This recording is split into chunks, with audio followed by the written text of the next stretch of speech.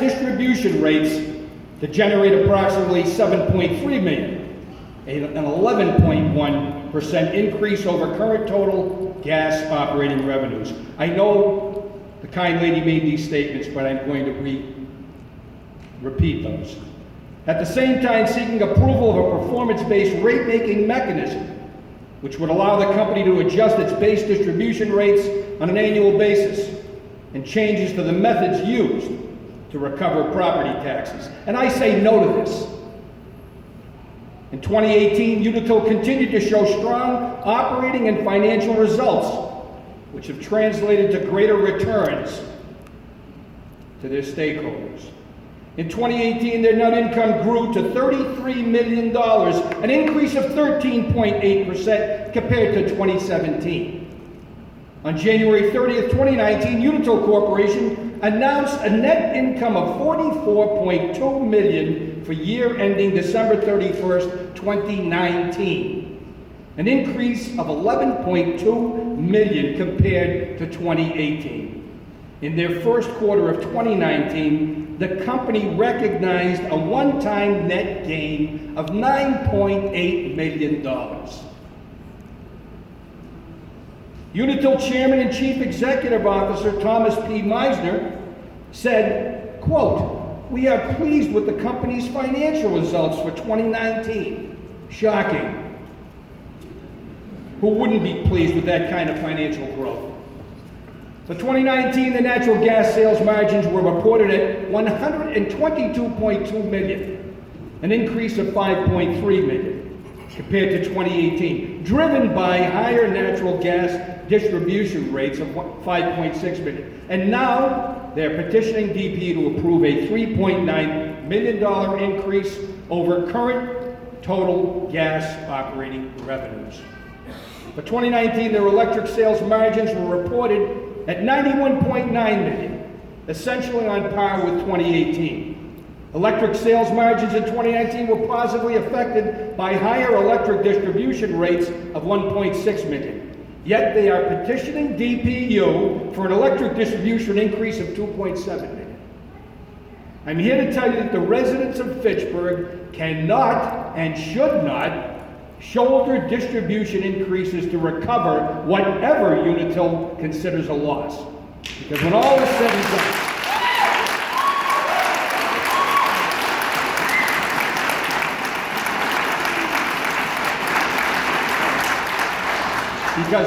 is said and done, in the end, their balance sheet continues to see millions in profits.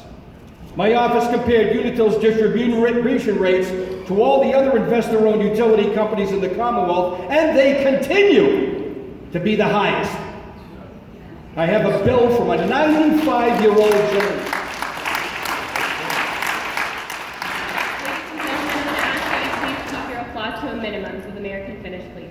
I have a bill from a 95-year-old gentleman who lives in a 4-room apartment.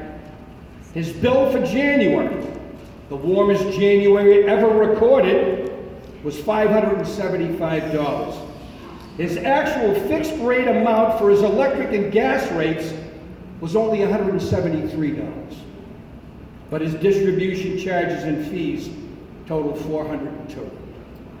Does this make any sense to you? It does not to me. This borders on price gouging, and is a stranglehold on an elder with a fixed income. I read Unitil's mission is to safely and reliably deliver energy for life and provide our customers with affordable and sustainable energy solutions. They are not affordable. Unitil's rates are the highest in the Commonwealth. We've heard that Unitil's small size compared to other utilities gives it less purchasing power because they have a small service territory and fewer customers to recover losses from. The size of their footprint in Massachusetts is not our fault. The losses that Unitil bears are not from non-paying customers should not be a burden to the remainder of Unitil's ratepayers through an increase to our distribution rates. Unitil's distribution rates are definitely having a negative economic impact and disincentive for businesses to locate and stay in Fitchburg or any other territory they cover. It is time the Department of Public Utilities helps to curb the high costs Massachusetts ratepayers bear from the operations of this prosperous investor-owned utility. I want to strongly urge you to deny Unitil's request for any increase to their distribution charges and any proposed adjustment to base distribution rates on an annual basis. Ladies and gentlemen, I've been attending and speaking at these public hearings for many years. As state representative of the 3rd Worcester District, and now as mayor, and quite frankly, I and the people of Fitchburg are under no illusions that DPU will provide us any relief. For once, say a resounding no. They previously stated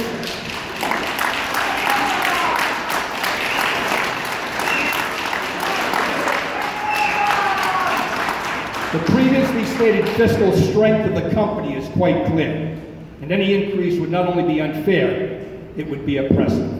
I call upon DPU to act for once with the well-being of the people and keep those who are serviced by Unitil in mind. And today, ladies and gentlemen, is Ash Wednesday, the beginning of the Lenten season, a time when Catholics, myself included, sacrifice by giving up certain things or behaviors in their lives. I ask that the Department of Public Utilities offer up a no-increase pledge in this time of Lent, and in so doing, secure your places in heaven. Thank you.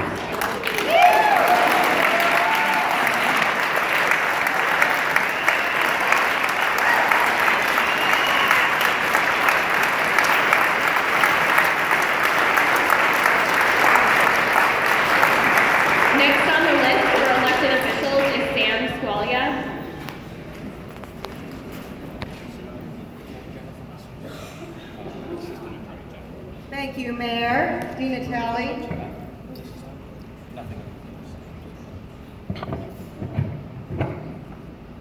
My name is Sam Squally. I'm a city councilor at large here in Fitchburg. I live at 225 Scott Road.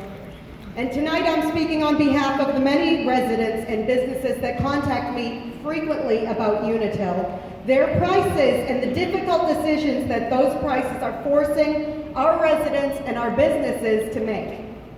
Unitil's customers here in Fitchburg are largely struggling to make ends meet.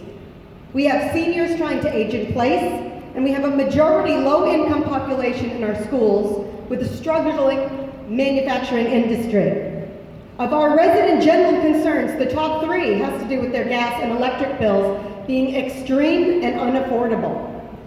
Fitchburg has almost 41,000 residents, 16% of whom live in poverty, with a per capita income of $26,000. Compare this to the state average of 10% living in poverty and a state per capita income of $42,000. Fitchburg residents have a significantly lower income than the state average, yet our residents are already paying significantly higher bills than the state average currently.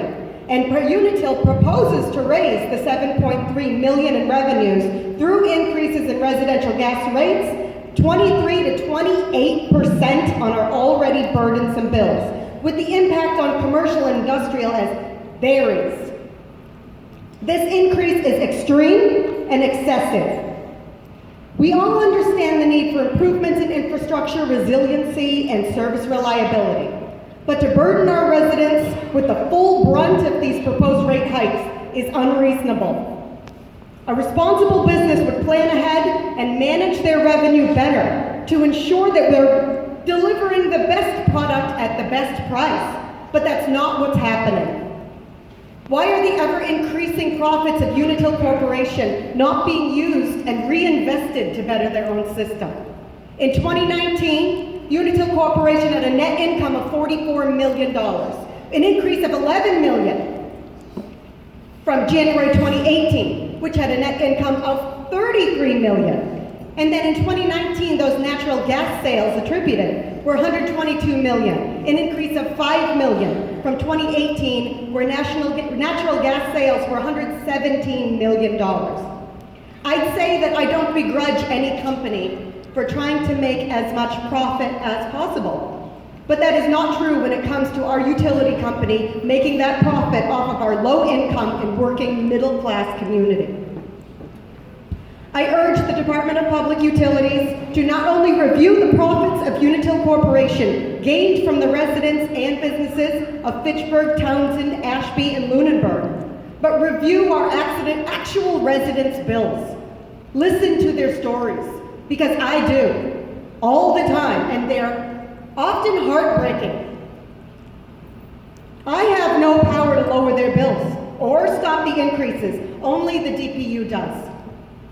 Having heat is not a luxury, but making tens of millions of dollars of profit is. The current gas and electric rates are already a major detriment to the growth of Fitchburg and to the growth of raising our standard of living for our working class and low-income residents. We cannot afford this increase. Thank you.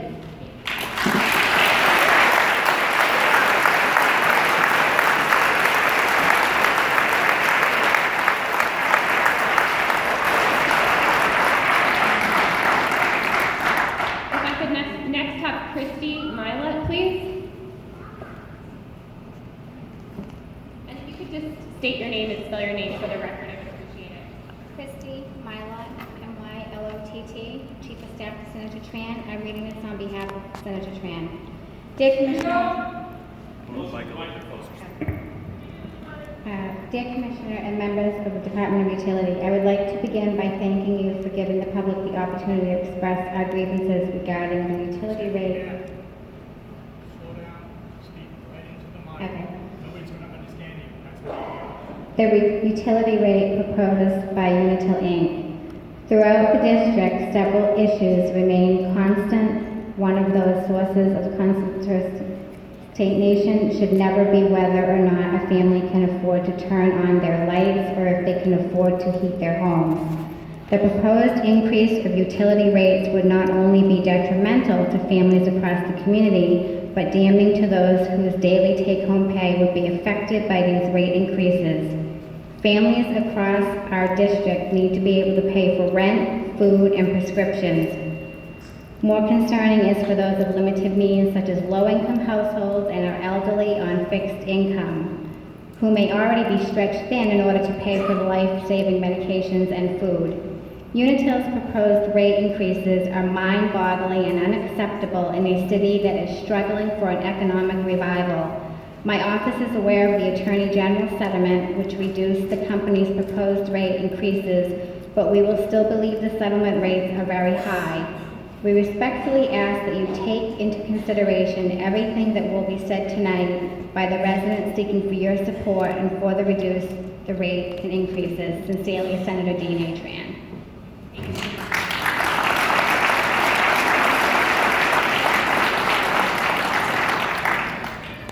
If I could next have Marcus and Natale.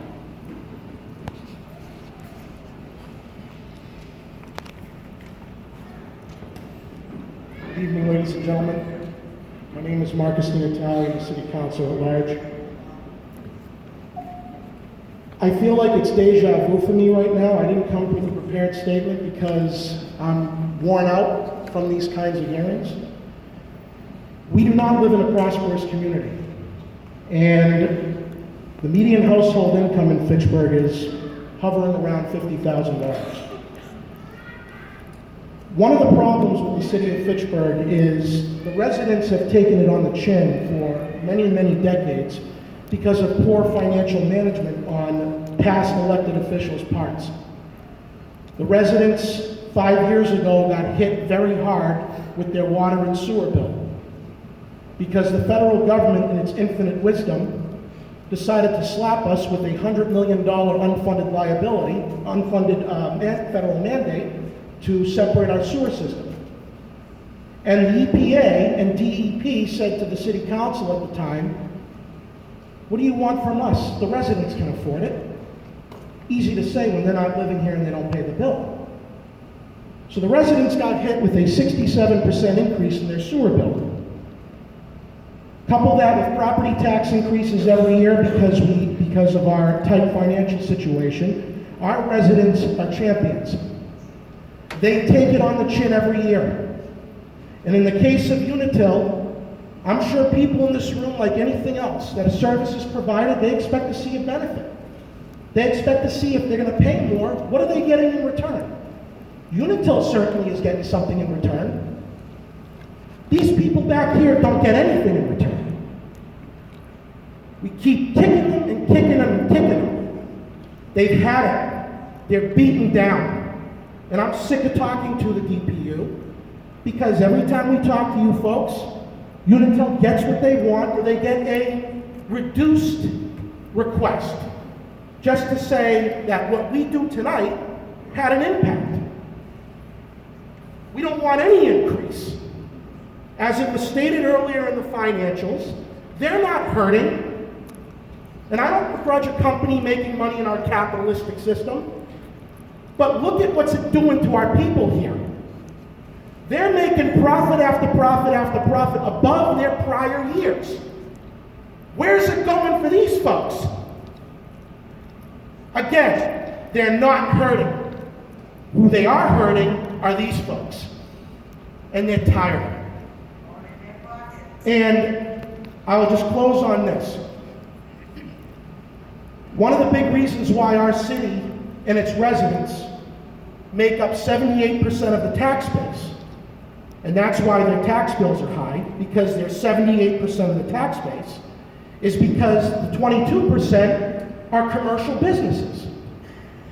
Commercial businesses have declined since the late 1980s, early 1990s. What's a common denominator in that? Unitil came online in 1992. Since then, our commercial base has dropped.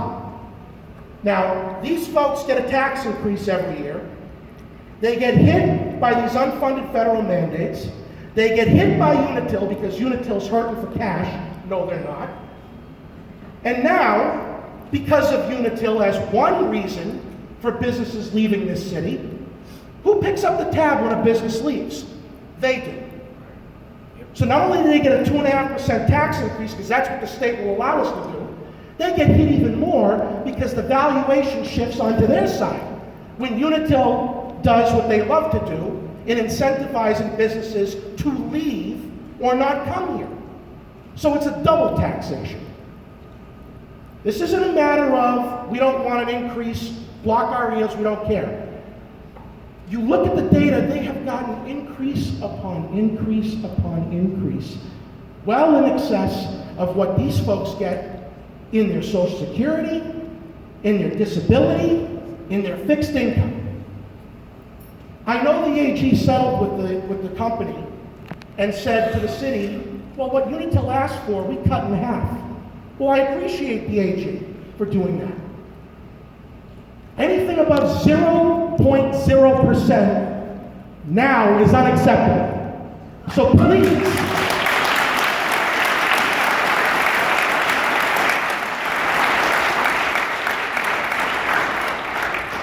folks, I know you go through a lot of these meetings. Give us a break just once. Unitil's not going to suffer. We just read their net income. I'm in finance. I work for the private sector. Income's everything. But you know what stinks about Unitil? They know they can get away with it because it's a monopoly. These folks don't have a choice. That's why we need you folks to help us out. Because they don't care about us, because they sit there knowing, well, where are the residents going to get their gas and electricity from? There's no competition like cable or internet. So I would like Unitil to spare me their sob story that they need the extra money. And lastly, I'll just say this. My grandmother passed away 2 years ago. She was 97 years old. She lived on Hale Street. She was on Medicaid, Social Security, very, very small income. And I have a disabled aunt who also is on a very fixed income. Unitil sits there and preaches to us that they need the extra revenue. What do they tell the people who make $1,200 a month and get a $500 natural gas bill during the winter months. I'm sorry, folks. I'm not trying to play, anti-corporation here. But again, they're not going anywhere. They don't get their rate increase. They're not going to pack up and leave as much as we'd love them to do that. So let's just be honest. If you don't give them what they asked for this one time, they'll live. Instead of making $45 million in profit, they'll make 40. Oh, boo-hoo. All right? But it'll really help these folks out, even if it were for a year or two. We're at your mercy. I've been in office for 13 years. I still have difficulty explaining to people, because these people say to me, what are you doing, council, to get rid of this company? And I say to them, the truth. I can't do anything. They own the infrastructure. They own the poles. Unless we pay them over $100 million, which we all know we don't have, they're not going anywhere. So let's spare the theatrics from this company. They're making enough money, at least for a couple of years going forward. Give these poor folks a break for once, will you? Thank you.